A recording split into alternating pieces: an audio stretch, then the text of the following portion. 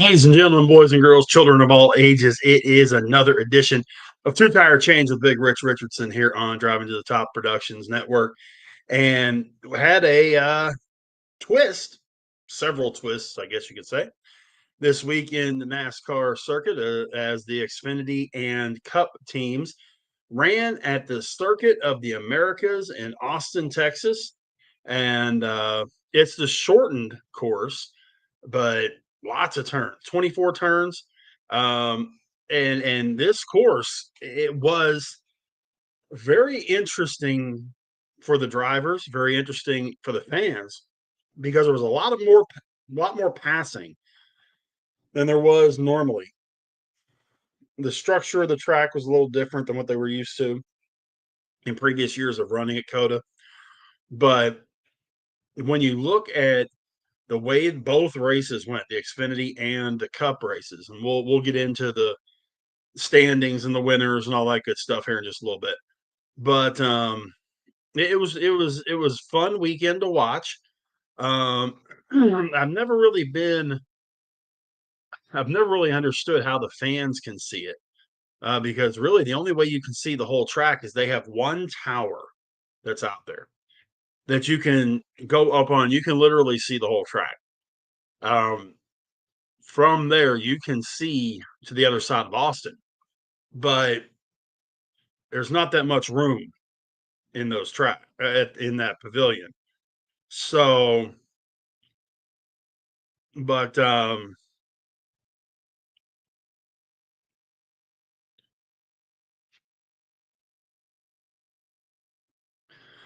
but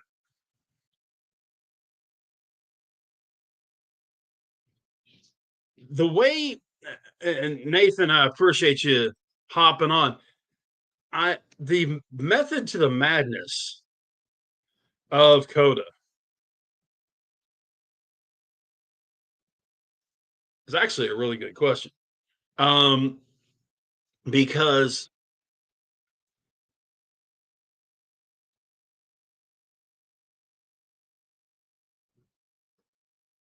they wanted it to be something different. And the actually what they ended up doing, believe it or not, a lot of what they did was they took motorcycle tracks, because the original layout was from Kevin Schwantz, who was a world champion motorcycle racer from Hellman, Texas, and then also F1 circuit designer Herman Tilke. And it's kind of the deal, if you're familiar with the way that they did Globe Life Field in Arlington, Texas, where the Rangers played, where they had pieces of different stadium inspirations in that stadium. Very similar to this. Had a lot of um, different inspirations from MotoGP, from F1, from IndyCar, and even from NASCAR. Um, so that's where the original thought process came from on that.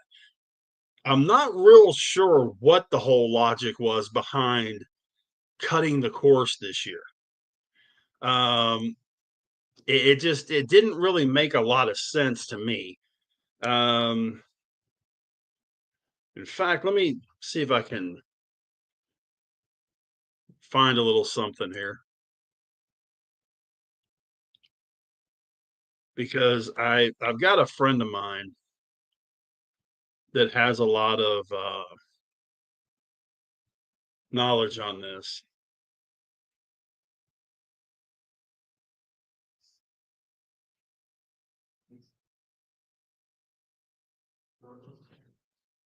Okay, that's what I figured it would be, but they're saying that it was strictly to bring more track action. Now, if you look at what was changed, in essence, what they did was they got rid of that really long straight at the one end, and then the little S curve coming back.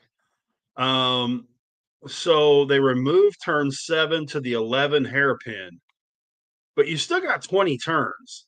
And the other part of it, they had to have done something different because it seemed like there was a whole lot more passing zones than there were. I mean, they had 20 lead changes or 20 lead changes throughout the course of the race. They've had races at that track where the only time there was a lead change was, during pits, during green flag pits or during caution, and then boom, you would see the guy, the original guy right back up in there, whether it was a Jeff Gordon, a Michael McDowell, whomever it was. But yeah, Nathan, that's, it was built as a homage to a bunch of other courses. And I don't know, do you, and please, hit us up with your thoughts on it. Do you like the shorter track? Do you wish they would have left it? It basically cut a mile out of the track. It went from 3.41 miles to 2.34 miles. So it cut a little over a mile off of the course. Me personally, I'm okay with it. The one I wish they would get rid of is the Roval. I think the Roval is a waste of time. Either run a road course or run an oval. No, I feel the same way about the Roval that I do about running at Los Angeles Coliseum and that kind of stuff. It's just not, doesn't make any sense. Makes zero sense. Um, Nathan, hey, I'm glad you're learning it. There's a lot to it. I will tell you that, but just keep watching. If you have the opportunity to go to a race, I strongly suggest you go. It is complete. You get a completely different perspective when you go live. Um, when you have the opportunity to get the feel of the atmosphere, hear those engines roaring, the people cheering, all that kind of stuff. It's a tremendous feeling. It's a lot like if you watch hockey and then go to a hockey game. Very similar type of setup in terms of what you do.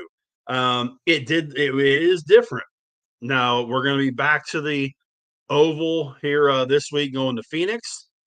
Short, well, it's a 1 mile track, so I guess it classifies as a short track. But um, you're going to see a lot different racing there than what you've seen the previous 3 weeks. Um, Hopefully, you've had the opportunity to kind of get the feel for a particular driver. Maybe you have a favorite make of vehicle or number, sponsor, whatever it is. Um, People get their favorite drivers from a lot of different things. My first favorite driver was Darrell Waltrip. That tells you how long ago that was. But I thought it was really cool that he drove the orange Tide car. It was the orange and white Tide detergent car. And I just thought that was the coolest thing ever. I was probably, gosh, elementary school. And, you know, and then I moved from him to Jeff Gordon, who I followed up through the baby Ruth car that he ran in what was then, man, what was it then? It was before Nextel. I mean, this is way back, ladies and gentlemen. I mean, way Bush series, the Bush Grand National Series, Bush beer, and so there's a lot of ways for you to find your favorite driver. If you haven't found one yet, that's okay. You'll find one for whatever reason. You'll find one, um, and that's cool. So I'm glad you're learning the sport, and it's if you let it be fun, it's fun. I know a lot of people would take it way too seriously. Okay, there's taking it seriously, and then there's But no, Nathan, very glad you're listening, and please, you have any other questions, please feel free to drop us a line. Whether you are here on Driving to the Top Productions, or you're catching us on Facebook under my name, Rich Richardson, or if you're catching us on Twitter at Go Big Go Home Pod. So you can get me at any of those three avenues. The races this weekend, though, before we get into that, I got to talk about something that happened about 10 days ago that if you had a chance to listen to my interview with Bob Quick, we weren't from Motor Racing Network and Performance Racing Network. We didn't have a chance to talk about this, basically because we couldn't talk about it. But on February 21st, Motor Racing Network and Performance Racing Network announced the creation of the NASCAR Racing Network. And it's only going to be with the Truck Series right now. Um, so, it's just, they're just doing the Truck Series for right now. Basically, what it is a merge of PRN and MRN. Whoo! Boy, Nathan, that's all over the place. Grew up on Gordon, Dale Jr., and Denny Hamlin. There you go. Hey, I mean, at some point, once I get everything back laid out from having it in my office at the radio station, I'll have to put my Gordon stuff out. Junior, I always respected what he did because he had to do what he did in his dad's shadow. Always respected what he did. Love him as an owner. And then Hamlin, hey, everybody has those guys they like. Everybody has those guys they don't like. I'm not a Hamlin guy, but if you're a fan, hey, good for you. I love it. So it's definitely great that you've had those guys that you grew up on, and hopefully whether you're sticking with Hamlin now as he's approaching, gosh, he's almost 50 now, or some of these younger guys. There's some really exciting young guys out there too. When you look at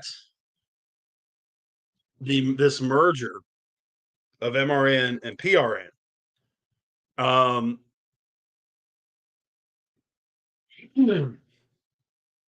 this merger between MRN and PRN is a tremendous, tremendous thing. And hopefully it works itself all the way up through Cup. So that way you don't cruise, all that kind of stuff. Talking about the races and all that kind of deal, trying to figure out what network is going to run what race and all that. Being together, I think, is great. NASCAR Truck Series, Craftsman Truck Series, of course, is the smallest schedule of the three main series. So gives them a chance to work the bugs out, all that kind of good stuff. So that's a really good thing there. When we look at when we look at what happened this week, the Xfinity series, that was a fun race. Just that's fine, Josh. That was a fun race. Connor Zilic, your winner. William Byron comes in second. Sam Mayer third. Austin Hill fourth. Christian Eckes fifth. Jesse Love sixth. Taylor Gray seventh. Ross Chastain eighth. William Sawalich ninth. Blaine Perkins in 10th. Not the greatest run for some of the bigger names. When you had guys like a Carson Quapple who ran 23rd, a Justin Allgaier who runs 29th, Corey Heim ended up 31st. There were some guys that had rough days out there, but at the same time, when you sit back and look at it, road courses can be very strange, and they can cause some very strange things to happen. So don't get overly, don't get too far ahead of yourselves at a road course.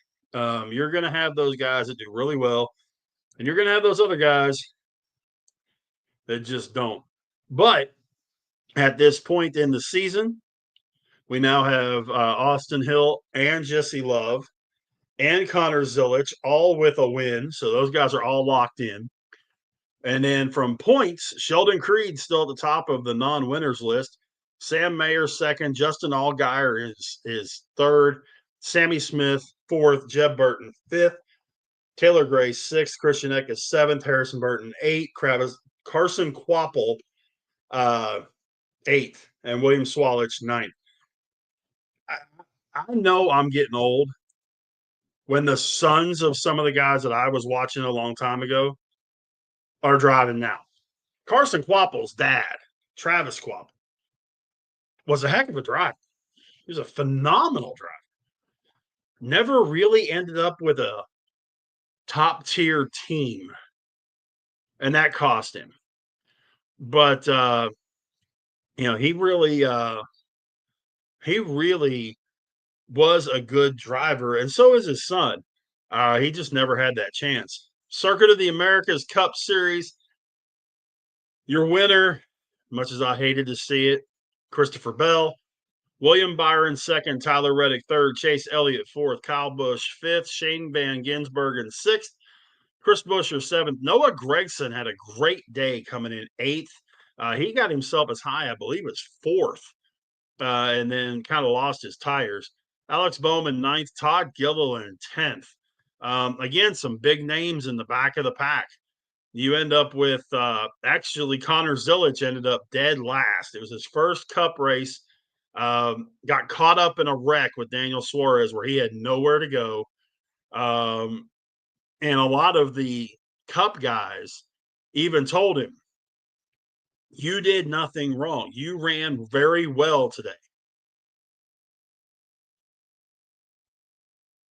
Was a rule violation. Are you talking about when they went side by side there at the end of the race when Bell hit Busch in the side? Is that what you're talking about?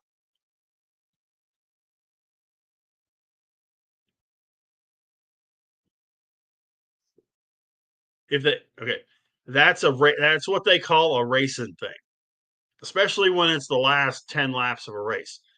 There was no intention in that. If there would have been intention in that, he would have hit him in the back end and spun him. And if I remember right, it was Bell that hit Busch. Um, if it would have been something intentional, Bell would have hit him on that rear quarter panel and spun him, or hit him right in the back end and just knocked him straight. In that particular case, they were both running hard around that corner.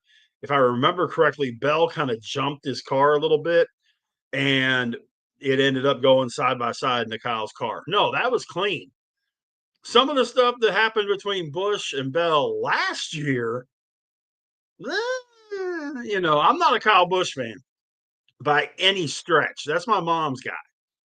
But some of the stuff that Christopher Bell did last year to Kyle Busch, Kyle had every right to be ticked, and he was. Um, but man, when you have it, especially that close to the end of the race, Nathan, um, you have to kind of,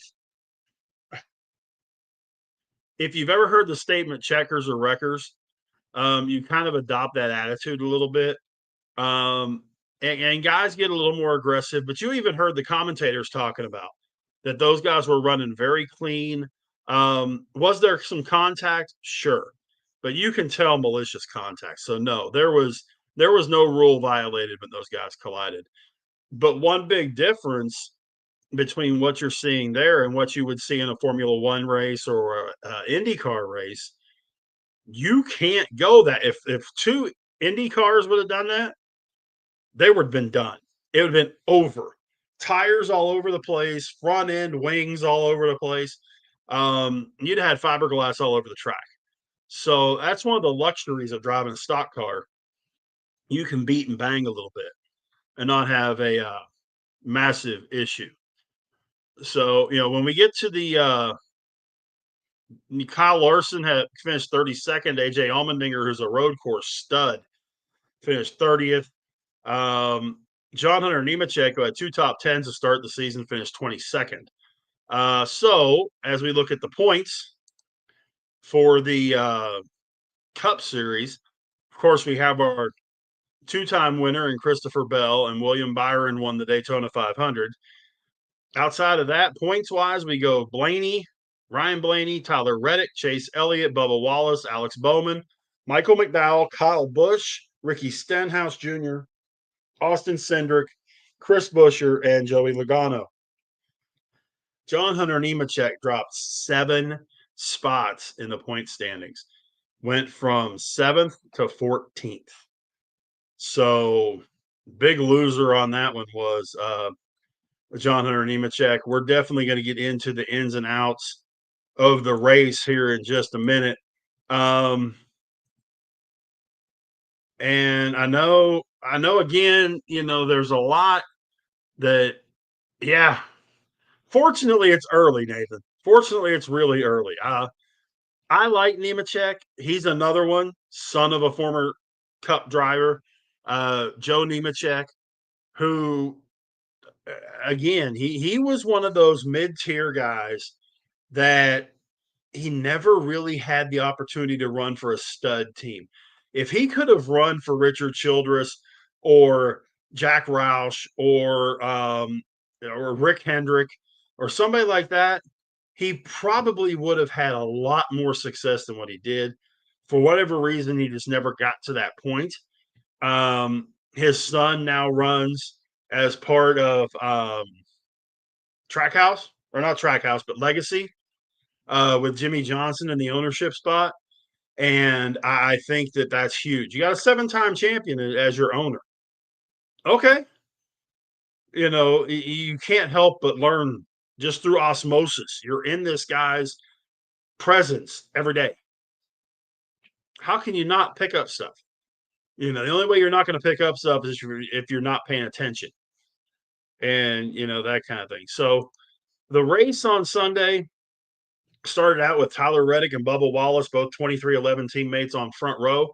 Chase Elliott, Carson Hocevar, Daniel Suarez, Shane Van Gisbergen, Kyle Larson, Kyle Busch, Ross Chastain, and Todd Gilliland rounded out the top 10 in qualifying. And right out of the chute, first turn, Ross Chastain spins Chase Elliott. And if you had a chance to see any of the race, and they talked about the reaction of Chase Elliott, if that was me, I'd be like, this no, forget it. I'm coming after him at some point. Fortunately, they were never close enough to each other throughout the course of the race to really run into each other. As they got going, Connor Zilic gets a tire down, goes and hits pit road. Denny Hamlin blew a tire, caused a lot of damage to his right front. And on those courses, you got a long way to get around and a lot of turns. And when that tire completely went, it just ripped that quarter panel up, ripped the wheel well up, the whole shooting match. So it wasn't pretty right there. Austin Cindric ends up retaliating on Ty Dillon on a move that they had made earlier and wrecks him. Stupid move. You're on lap 3. It's lap 3. I don't understand. I was really surprised. Nathan, you were talking about rule violation. I'm very surprised that Austin Cindric didn't get hit with a penalty for purposely wrecking Austin Dillon. I really am. The lap 9, Van Gisbergen takes the lead. No surprise. At the end of stage 1, Bubba Wallace, Joey Logano, Shane Van Gisbergen, Kyle Busch, Chase Elliott's your top 5. They come back out. Kyle Busch passes SVG. SVG takes the lead back. And then I don't understand this. I never have. I never will. You got one lug nut. One. It's like the Indy cars. You got one lug nut. Kyle Larson goes around a turn, and what happens? Bloop, bloop, bloop, bloop, bloop. Front right wheel comes off. Comes straight off the mooring, and the car is going past him down the straight. I've never understood how that happens. I don't get it. And I realize I may be very hard on that because these pit crews, these guys are phenomenal at what they do. Heck, they can do a 4-tire change in 15 seconds. I'm not complaining. But how in the name of God does that happen? How? Especially on a team like Kyle Larson. These guys practice this stuff every single day. Amazing. Absolutely freaking amazing. Ryan Prix ends up winning stage 2. Good for him, getting some stage points. Priest, Blaney, Michael McDowell, Kyle Busch, Shane Van Gisbergen in your top 5. Then at lap 50, Daniel Suarez gets spun, and Connor Zilic had nowhere to go. Hit him in the right front and ended the day for both of them. There was nothing Zilic could have done. He drove, it was a cloud of smoke. And they always tell the guys, when you see the cloud of smoke, drive into it. Drive into it. Oh, in this particular case, driving into it ended up causing him a wreck. 95% of the time, driving into the smoke is right. This was that one time out of 20. So by the time they come out after lap 67, Kyle Busch is pitting from the lead. So he's got to run a little longer to get to the end on the set of tires, and it ended up costing him in the end. SVG comes in on lap 73 for his last stop. Austin Dillon gets spun by Denny Hamlin into the gravel, and he's out there trying to get out of the gravel. There is no way you're getting out of that gravel by yourself. Zero. So Dillon gets stuck in there. At that point, Kyle Busch is leading, William Byron in second, Bell in third, Reddick in fourth, Allmendinger fifth, SVG in sixth. Real nice restart. I honestly thought there was going to be beating and banging. Nope. Kyle Busch is up by 2 car lengths on Bell with 10 laps left. Van Gisbergen got pushed into the grass, so he lost a couple of spots. Chase Elliott was the one everybody was worried about, though, because he was coming on fresh tires. 5 laps going back and forth. Christopher Bell finally gets past Busch in turn 1, and that's the end of the day for Kyle Busch leading the race. Byron past him. Reddick gets past him. And it ends up being Bell, Byron, and Reddick first, second, and third. And then you have, the rest of the run as we talked about. A really good race. If the race was 5 laps longer, I still stand by the fact Chase Elliott would have won it because he was walking on those new tires. And it should be, fun to see these guys on the road. The road courses, I talked about this last week. The road courses are not as bad as they used to be. It used to be a case where you had a couple of guys that were decent on road courses. You had a couple of guys that were really good. And then you had a bunch that were,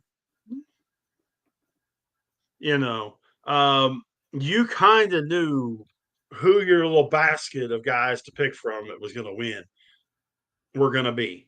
Nowadays, that's not the case. You probably got 10, 12, 15 guys that you can pick from. So, Josh, did you get a chance to watch the race? I watched till the start of stage 3. Then the Fox YouTube channel, ended the stream. You missed all the good stuff. I know.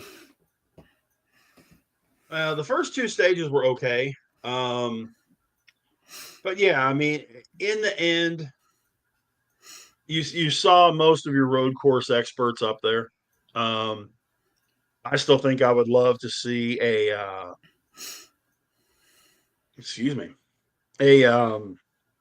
IROC type thing again, where you get the drivers from all the different circuits in the same car and go do their thing, whether it be on a road course or an oval or whatever. I think it'd be pretty fun to see that happen. Now, I remember what was it, the first episode? No, it was before Atlanta. I said I wanted Christopher Bell to win, and then you said he is the most uninteresting driver out there. He is. I'll still stand by that. I mean, he is the most just white bread, vanilla, pick whatever you want to use as your, just there's nothing to him to be excited about. Nothing. I, I don't know. And really, he shouldn't have won the race yesterday. But, you know, it is what it is. And it was really funny because when it came down to Bell, Bush, and Byron, I'm just sitting there going, oh no, oh no. My mother's favorite driver at currently is Kyle Busch. Bless you. Thank you. Who's on a 59 race losing streak. Hadn't won a race in a year and a half. So I was like, man, if Byron gets past Bell and it comes down to Byron and Bush, Byron is my guy. And then he gets past Bush to win the race, my mom is going to lose her mind. Well, it just so had, and they were showing those tires wore fast. I was really surprised there weren't more blown tires. I really was.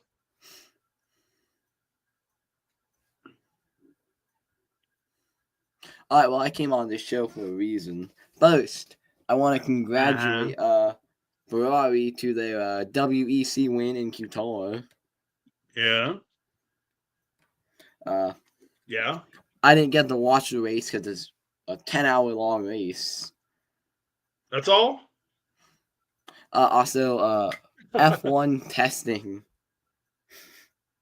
So I don't have the things memorized, so I gotta pull up my phone. So, the fastest lap, if I could find it. Oh no. Sorry, I wasn't prepared for this. I almost forgot about the show because I was playing a football franchise mode with my cousin, and we were both in the Super Bowl. Yeah, they were running in Bahrain, right? No, it was in the desert. It only rained once. It only rained once. No. In Bahrain, the country of Bahrain. Oh, that's no bad joke. That's a horrible joke. Yeah, they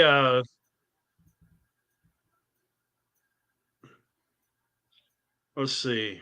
From the looks of it, according to motorsport.com, It should be Lando Norris.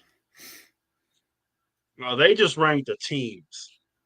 McLaren was first, Red Bull was second, Ferrari was third, Mercedes fourth, and Alpine fifth.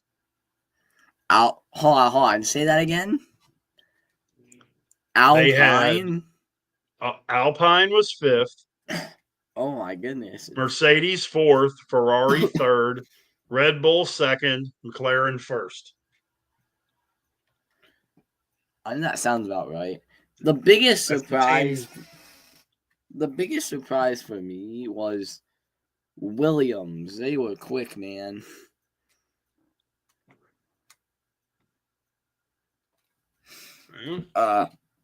Carlos Sainz. Williams, according to this, they had Williams sixth.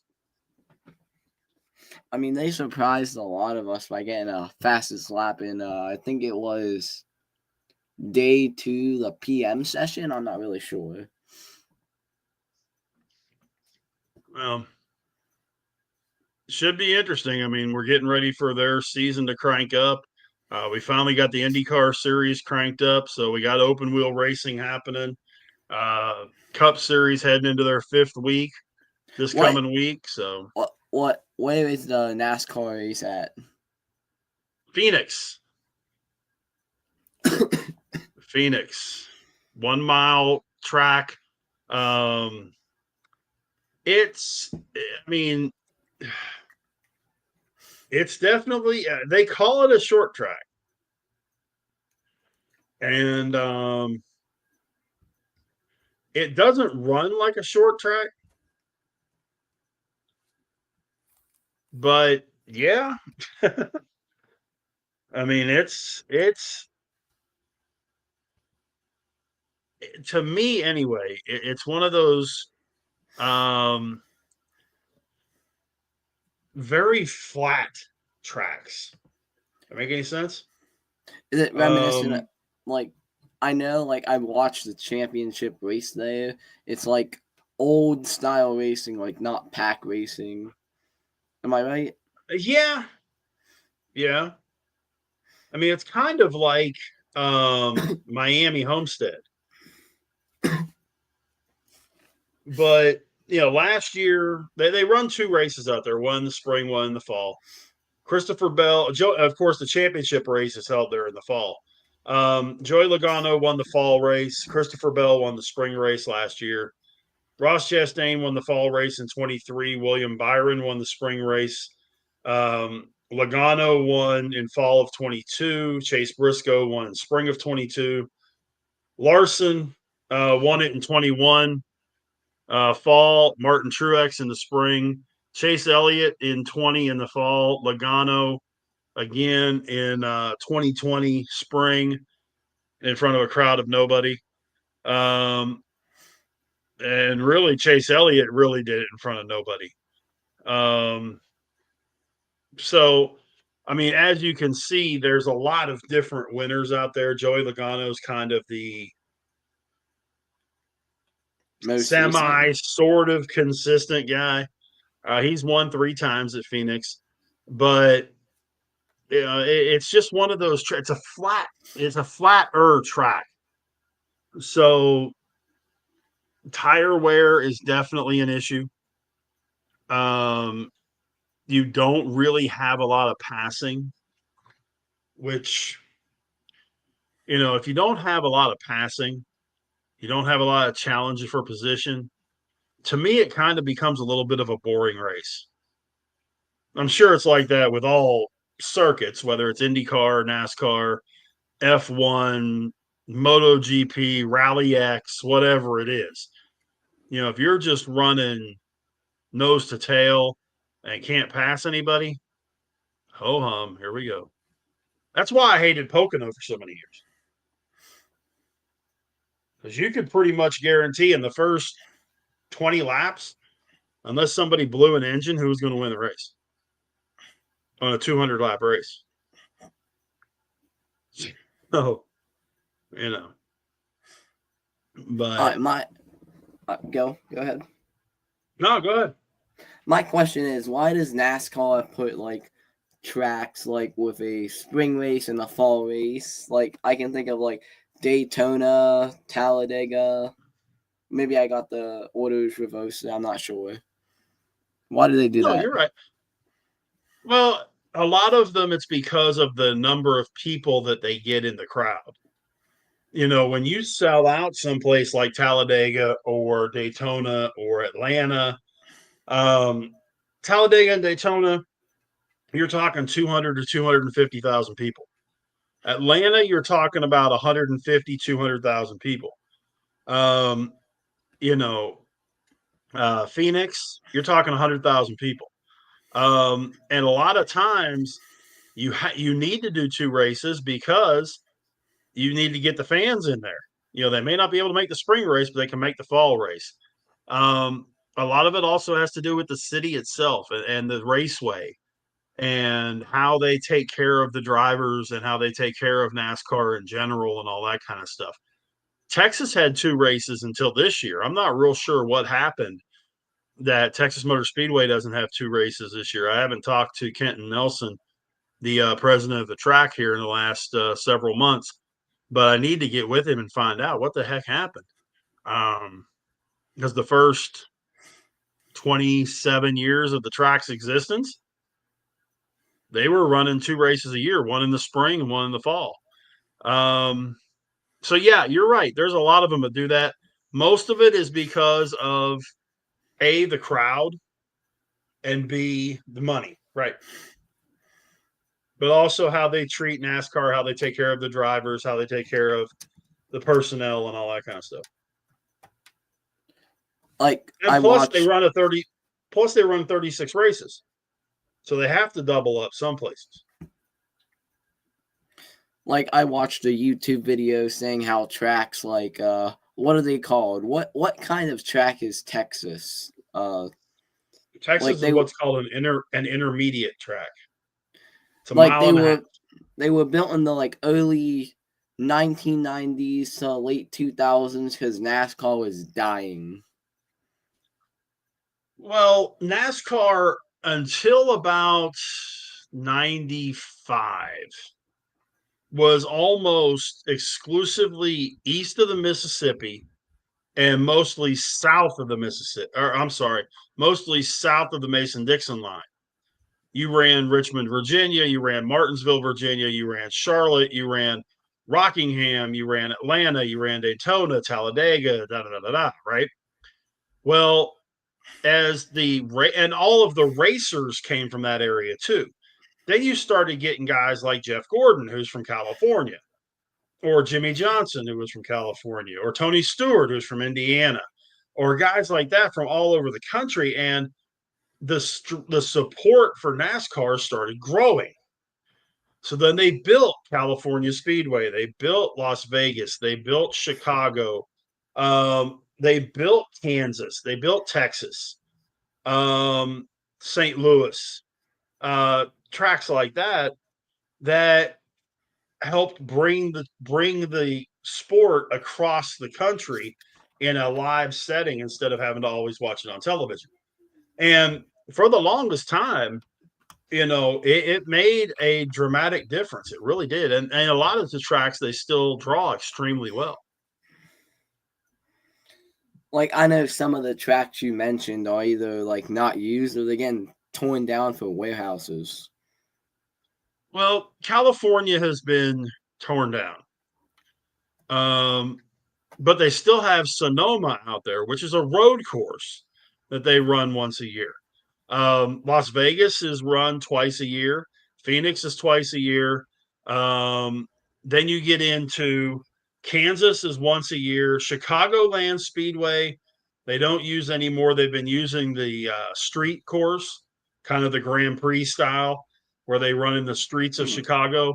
I don't know that that's going to go much more past this year. They'll probably have to go back to Chicagoland after that because the people in the city are flipping out because they're shutting down the streets of downtown Chicago 4th of July weekend. And the people are flipping out. So you got that. Then Kansas, they still run that every year. St. Louis, they still run.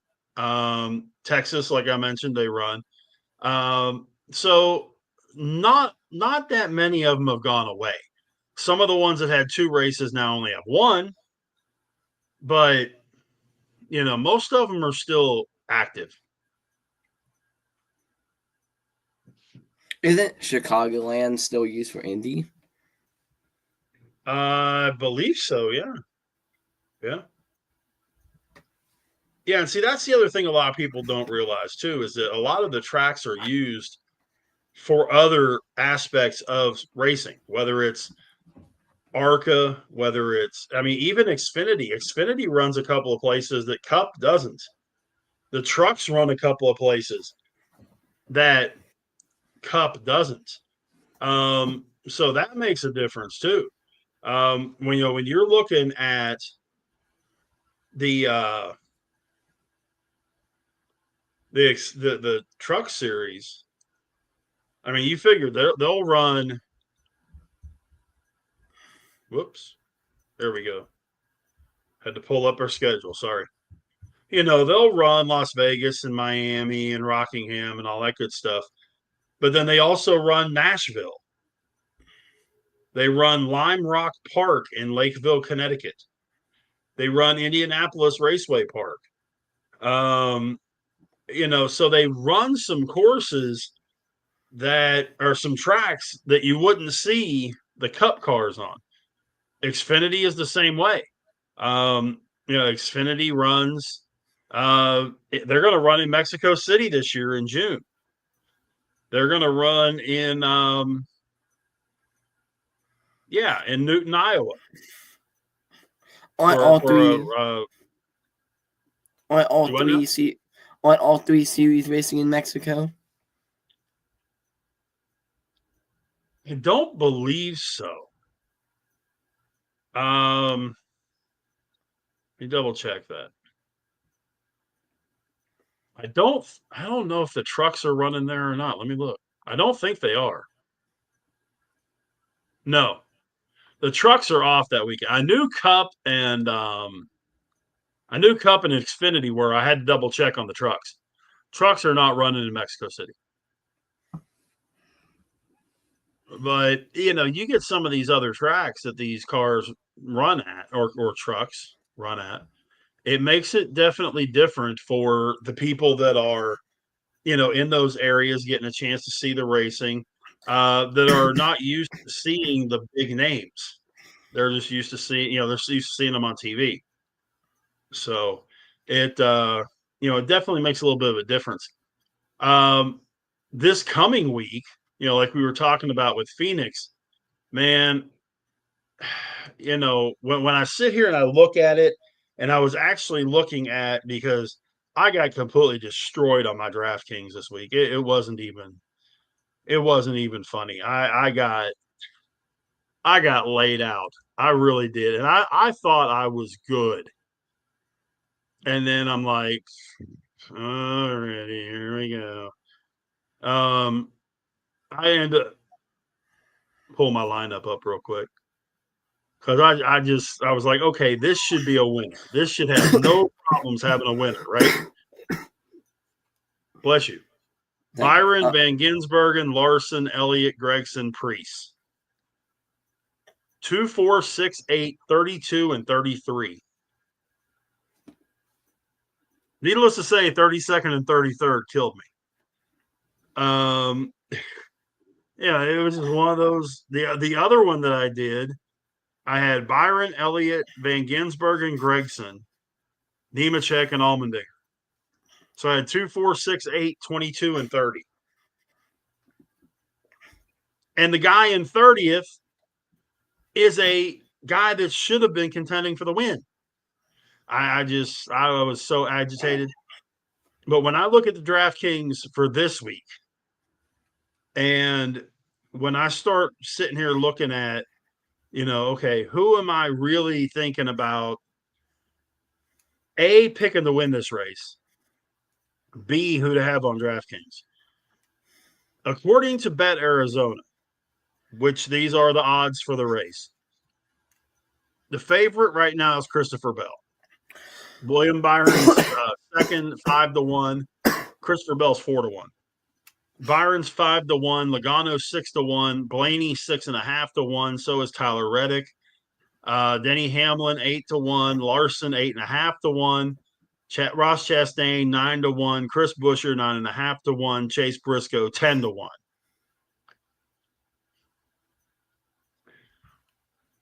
Then you look at some of the, a couple of the long shots that might have a decent shot at this thing is a guy like Josh Berry, who's 25-1, but has really run pretty well with his new team.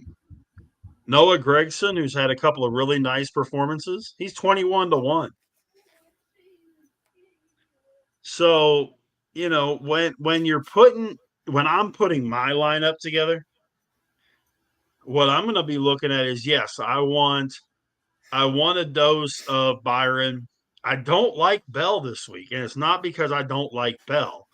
I just don't know that he's not the kind of guy that goes 3 in a row. Something's going to happen this week. He's going to get in a wreck. He's going to have a mechanical issue, and he's going to end up, I don't think he ends up on the lead lap. I'll go out on the limb for that. I want some Byron in my lineup. I want Blaney in my lineup. I want Reddick in my lineup. Ross Chastain has won at that track. Having him in my lineup isn't bad. Logano's a 3-time winner. Those are the expensive guys, though. When it comes to the cheaper guys, I don't care how much people think that he's a dirty driver, and I will stand on the fact he's not a dirty driver. He's just young and learning. I like me some Carson Hocevar this week. I like Brad Keselowski this week, and I like Noah Gragson this week in those cheaper realms on your DraftKings or on your daily fantasy. The man has come so close the last 15 races. to breaking this streak. And as much as I can't stand the guy, and as much as I would just as soon cheer for the Dallas Cowboys as I would cheer for this guy, Kyle Busch is due.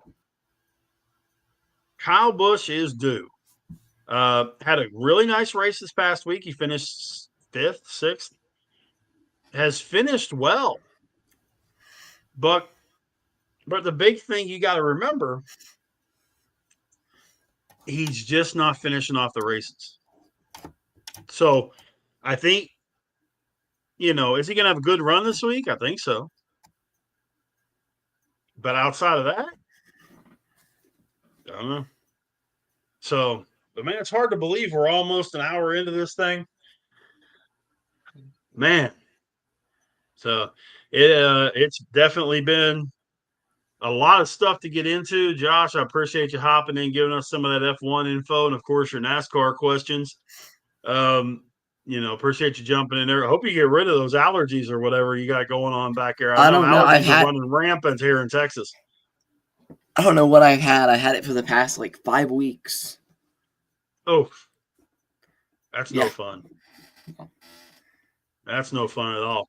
But guys, definitely, hey, hit us up here at Driving to the Top Productions on YouTube, or catch us, catch me anyway on Mondays right here, 7 Eastern, 6 Central, every Monday night for Two Tire Change.